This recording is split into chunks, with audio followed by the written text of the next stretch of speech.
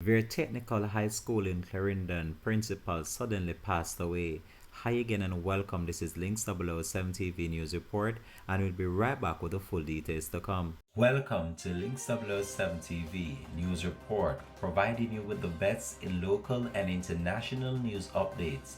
This is a place where you can get the most reliable and informative news information. Links 007 TV News Report. Welcome back and thanks for joining us. This is Links 007 TV News Report. Students and staff at the Vere Technical High School in Clarendon are mourning following the sudden death of the school's principal, Antoinette Banton Ellis.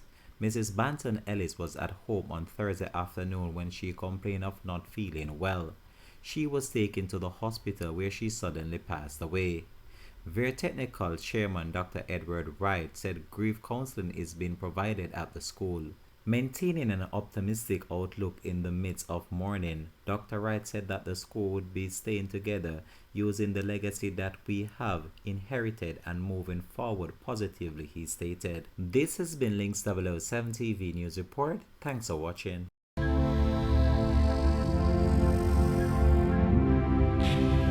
Links TV. Entertainment with a difference. Subscribe now to Links TV.